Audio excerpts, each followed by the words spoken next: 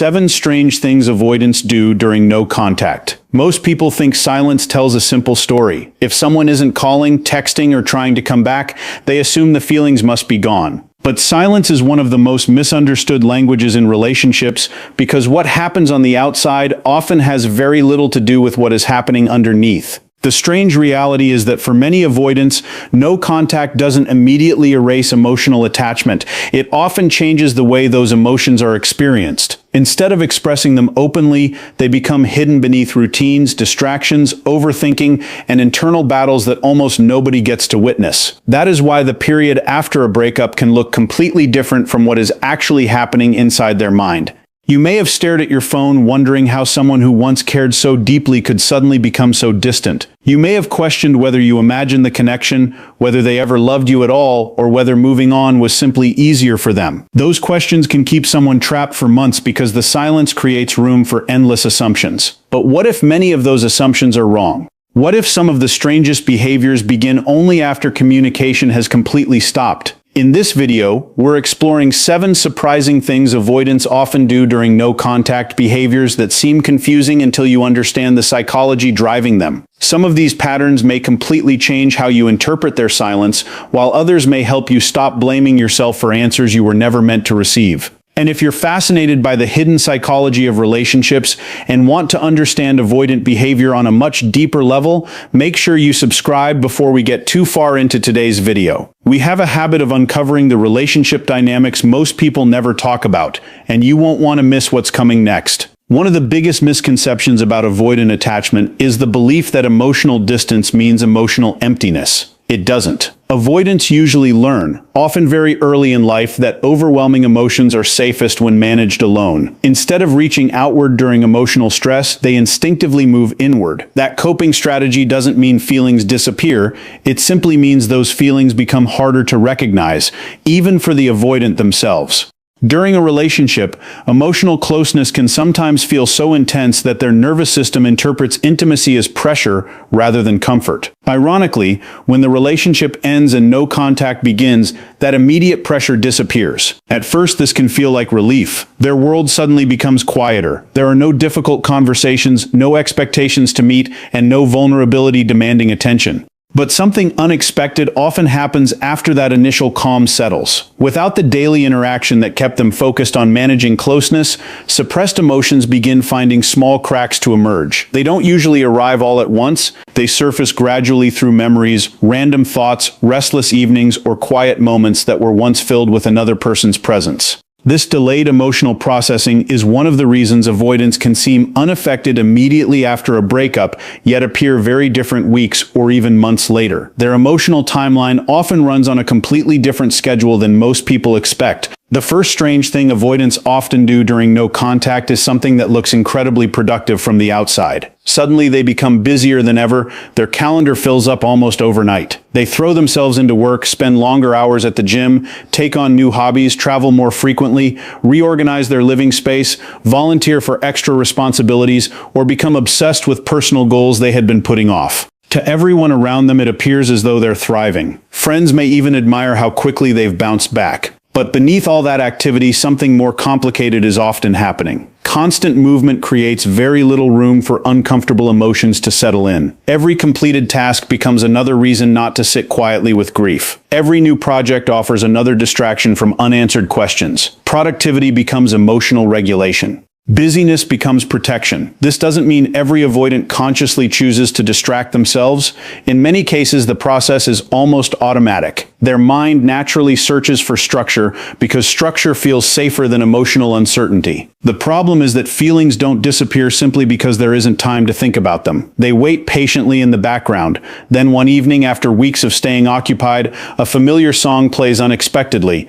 An old photo appears while cleaning a drawer. A place they used to visit together comes into view during an ordinary drive home. Suddenly, emotions that seemed completely absent return with surprising intensity. That is why looking busy should never be confused with being emotionally finished. Sometimes the busiest person in the room is simply the one trying hardest not to hear their own thoughts. The second strange thing is even more confusing because it happens in complete silence. Many avoidants quietly keep track of the person they are no longer speaking to. They may never send a message, never react to a photo, never leave a comment, and never give any obvious indication that they're paying attention. Yet curiosity often remains alive beneath the surface. They might occasionally look at social media profiles, notice changes in routines, check whether someone seems happy, or even ask mutual friends subtle questions without revealing much about their own feelings.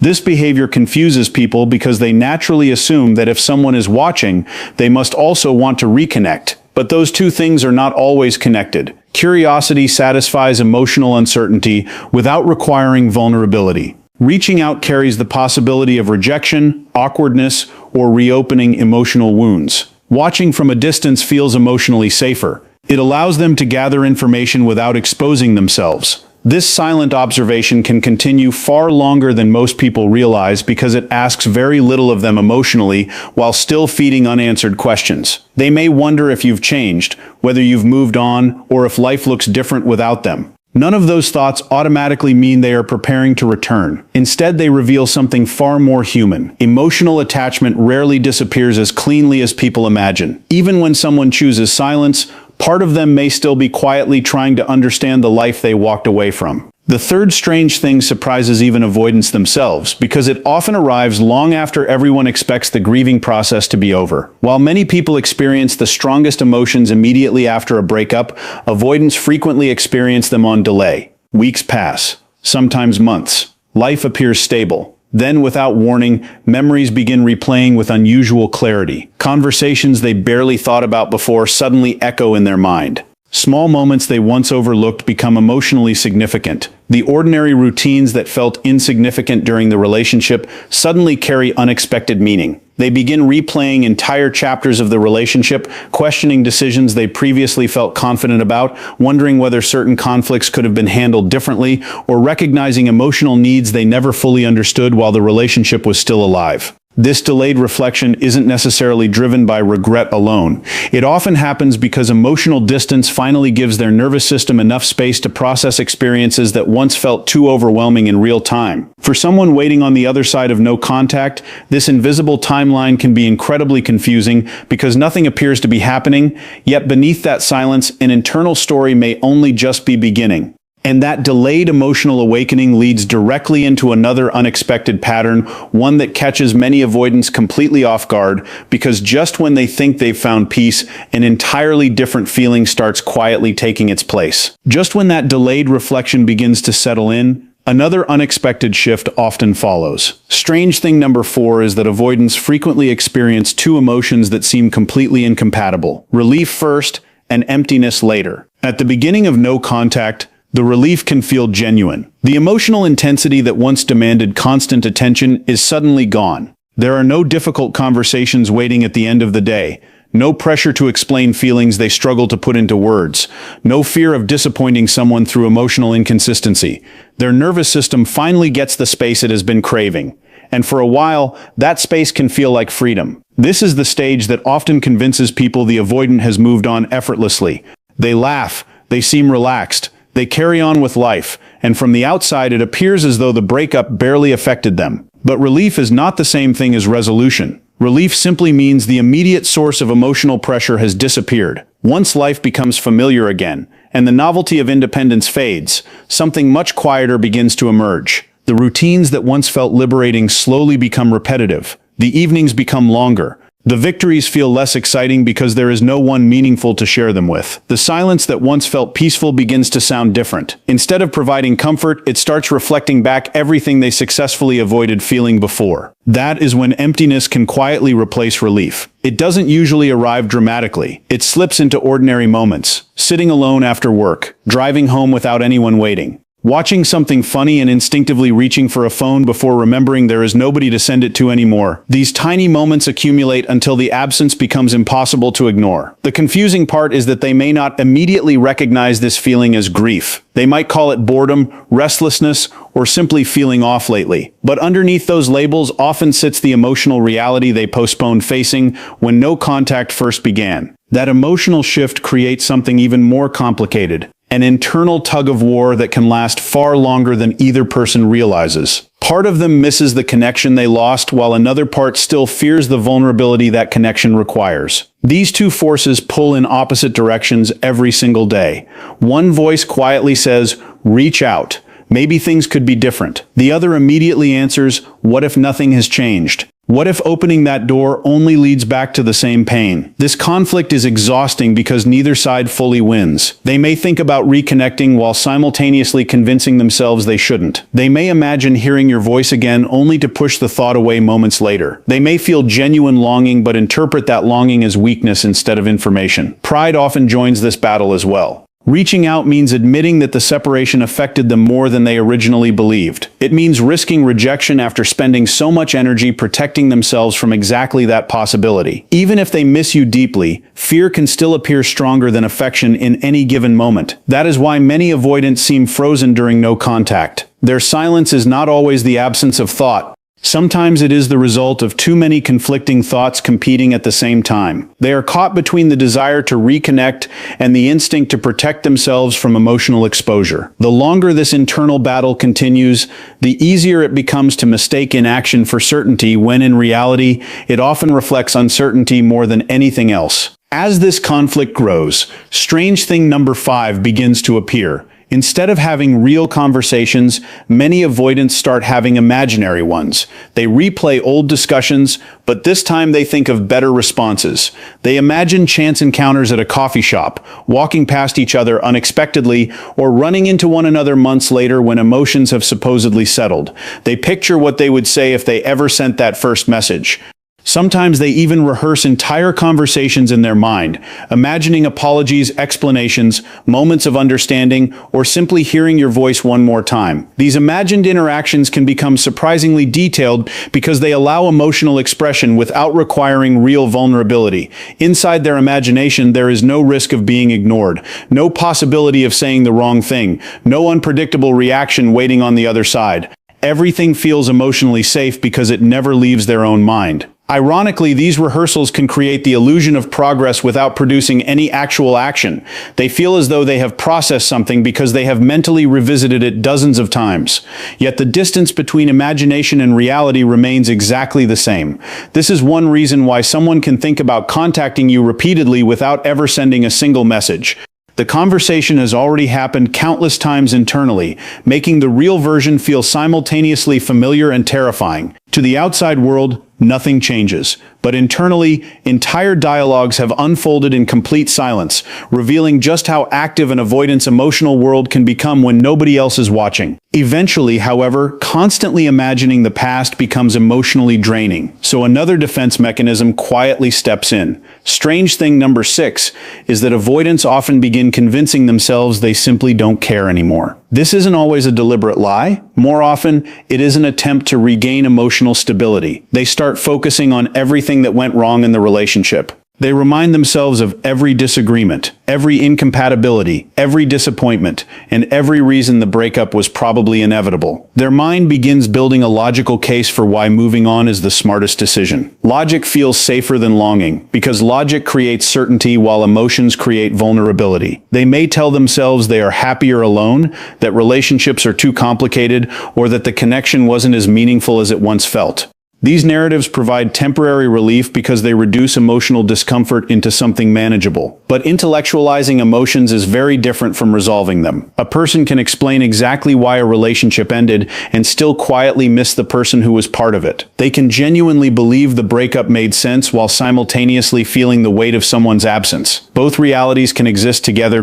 That is why statements like "I'm over it" or "I've moved on" do not always tell the complete story. Sometimes they represent hope rather than fact. A hope that if they repeat those words often enough, their emotions will eventually catch up with the story they are trying so hard to believe. And yet, despite every rational explanation they construct, one final pattern often keeps them from taking the step they secretly continue to consider. A pattern that may be the strangest of them all. The final strange behavior grows out of everything you've heard so far, because after the relief fades, the memories return, the internal conflict intensifies, the imaginary conversations play on repeat, and the logical explanations begin losing their power. Many avoidants arrive at a quiet conclusion that sounds reasonable on the surface but becomes an endless trap underneath. They decide they are simply waiting for the right time. They tell themselves they'll reach out when life is less stressful, when enough time has passed, when emotions have settled, when they have the perfect words, or when they feel absolutely certain about what they want. The problem is that emotional certainty rarely arrives the way they expect it to. Every time they get close to acting, another question appears. What if you've already moved on? What if reopening the conversation only creates more pain? What if nothing has actually changed inside them? What if you reject them? Waiting begins to feel safer than risking an answer they may not be ready to hear. Days quietly become weeks. Weeks become months. Eventually, the passage of time itself becomes another obstacle because now reaching out feels awkward after such a long silence. They begin wondering if too much time has passed to say anything at all. Ironically, the very waiting they believed would make reconnection easier slowly makes it feel more impossible. It isn't always the absence of love that keeps them silent. Sometimes it is the endless pursuit of a perfect emotional moment that simply never arrives. This leads to one of the hardest truths for people on the other side of no contact to accept. Someone can genuinely miss you and still never contact you. That sounds contradictory because we naturally assume that emotions automatically create action. But relationships are rarely that simple. Missing someone is an emotion. Reaching out is a decision. Those two things are connected, but they are not identical. Between feeling and action sits fear, pride, uncertainty, shame, self-doubt, old attachment wounds, and the possibility of rejection. For an avoidant, those barriers can become incredibly powerful. They may replay happy memories while convincing themselves it is too late. They may wonder how you're doing while deciding it is better not to interfere with your healing. They may even believe you deserve someone emotionally healthier than they currently feel capable of being. None of these thoughts erase their feelings. Instead, they compete with those feelings until silence becomes the path of least resistance. This is why interpreting no contact requires caution. Silence does not automatically prove indifference, but it also should not be mistaken as a hidden promise that reconciliation is coming. Both assumptions oversimplify something that is deeply complex. Human beings can carry profound emotions while remaining completely inactive. Understanding that distinction protects you from reading certainty into behavior that may actually be driven by confusion. Even though avoidants often keep their emotional processing private, there are moments when that internal work quietly leaks into the outside world. Sometimes they become noticeably more reflective than they used to be. They spend more time alone without constantly distracting themselves. They revisit places that once held meaning, not because they expect to find anyone there, but because those places now carry unanswered emotions they never fully explored. Certain songs suddenly become difficult to hear. Old photographs remain stored away instead of being immediately deleted. They may unexpectedly reconnect with hobbies they abandoned during the relationship because those activities remind them of a version of themselves they are trying to understand again. In some cases, mutual friends notice subtle changes in their perspective. The certainty they once expressed about the breakup softens into curiosity. Instead of speaking only about what went wrong, they begin acknowledging moments that were genuinely meaningful. They become less defensive and more willing to admit that relationships are rarely built or broken by one person alone. These shifts are important because they often signal emotional processing rather than emotional avoidance. But they should never be treated as guarantees. Quiet reflection does not always lead to reconciliation. Sometimes it simply becomes part of personal growth. It is possible for someone to learn from a relationship without returning to it. That reality can be painful, but accepting it keeps hope grounded in reality instead of fantasy. So what actually determines whether an avoidant ever reaches out after no contact? Surprisingly, the answer is rarely time by itself. Time creates distance, but distance alone does not create emotional growth. What matters far more is whether the fears that originally shaped their behavior have changed. Have they become more comfortable with vulnerability? Have they learned to communicate rather than withdraw? Have they taken responsibility for their own emotional patterns instead of blaming circumstances? Have they developed the emotional awareness necessary to build something healthier than what existed before? Those questions matter infinitely more than whether 3 months or 6 months have passed. Real change is usually quiet. It doesn't announce itself through dramatic declarations or impulsive messages sent late at night. It appears through consistent behavior, accountability, emotional honesty, and a willingness to tolerate discomfort instead of escaping from it. If those deeper changes never happen, reconnecting often recreates the exact same cycle that caused the separation in the first place. The faces remain the same, but the ending repeats itself. That is why focusing only on whether they will come back misses the more important question of whether either person would actually be capable of creating a different relationship than the one they left behind. Unfortunately, while waiting for answers, many people unintentionally make no contact much harder on themselves than it needs to be. They begin checking social media dozens of times a day, searching for hidden meanings in every post, every story, every song lyric, or every new follower. They convince themselves that posting certain photos will trigger jealousy or force the avoidant